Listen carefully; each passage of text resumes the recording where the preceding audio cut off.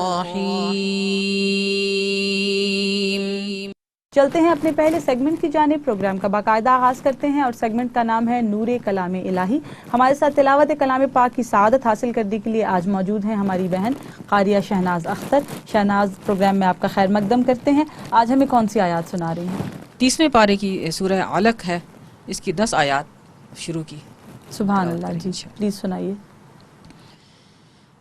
اعوذ باللہ من الشیطان الرجیم،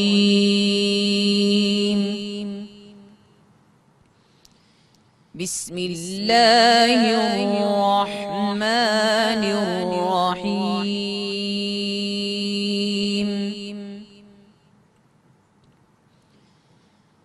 اقرأ باسم ربک الذی خلق، سبحان اللہ، خلق الانسان من علق، اقرأ وربك الأكرم الذي علم بالقلم،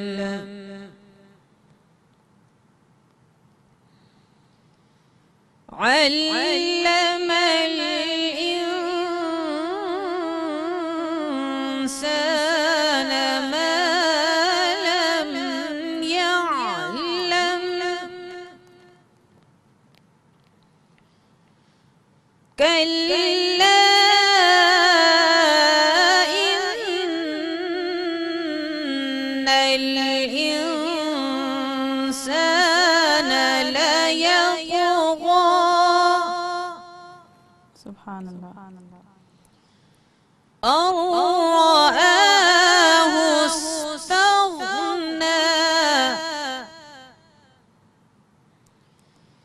إن إلى ربك الرجعى،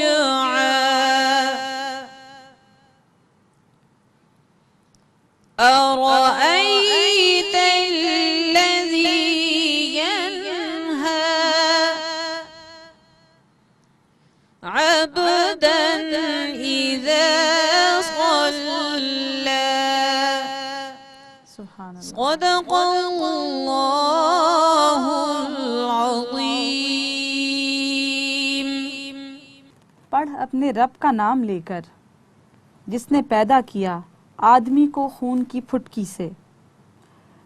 پڑھ کہ تیرا رب سب سے بڑا کریم ہے، جس نے قلم کے ذریعے لکھنا سکھایا، آدمی کو سکھایا جو وہ نہ جانتا تھا۔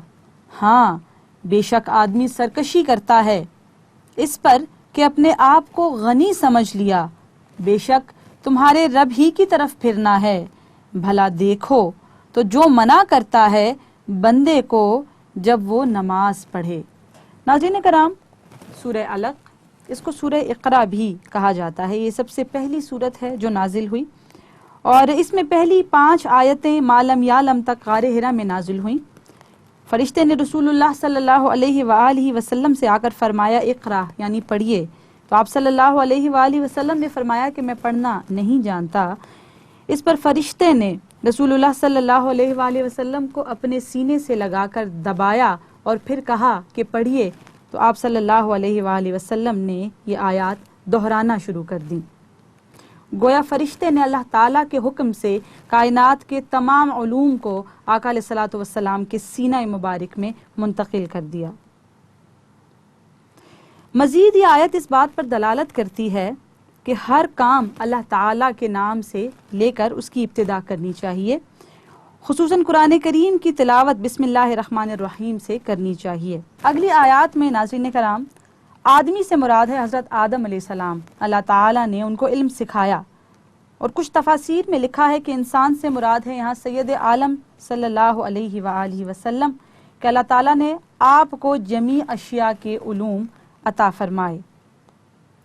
مزید فرمایا جا رہا ہے کہ آدمی اپنی سرکشی کے باعث نافرمان ہو جاتا ہے اور غرور و تکبر کا شکار ہو جاتا ہے۔